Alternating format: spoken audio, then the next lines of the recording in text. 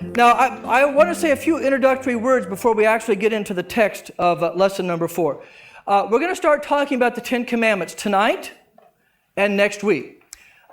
People in general tend to be fairly ignorant of many aspects of the Bible, but certainly one of those is the Ten Commandments. As a matter of fact, most people, probably a lot of Christians, maybe most Christians, couldn't even say all 10 commandments or get them in order. Now, there's probably exceptions to that. I know that. Here's my point. These commandments are very important that you understand what they're all about and what they're not all about. Tonight and next week, we're going to do two basic things. We're going to go over each one of the 10 commandments as completely as I can with the time limitations I have. Tonight we'll do 1 through 5. To try to communicate to you as clearly as I can the meaning of the 10 commandments. Because I don't think the average person understands it completely the way it should be understood. And that's my job.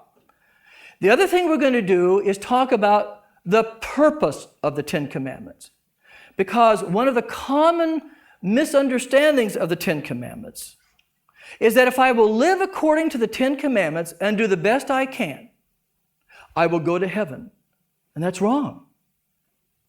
The 10 commandments were never ever given to show us how to get to heaven.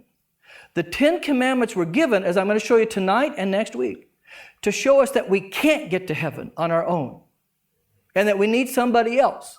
And that's where Jesus is going to come in, right? If we can get to heaven by keeping the 10 commandments, then why do we need Jesus?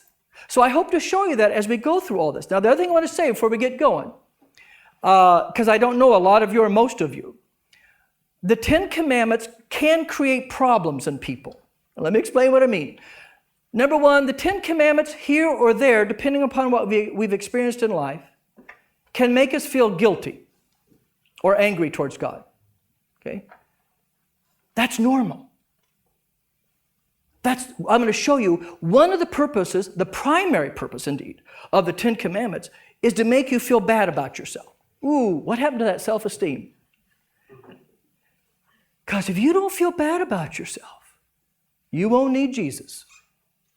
Okay? So it's going to show you your guilt and that you have not done what God expects you to do. I'm going to show you that. The other thing that can cause a problem with people is God has a way of saying things that people don't like.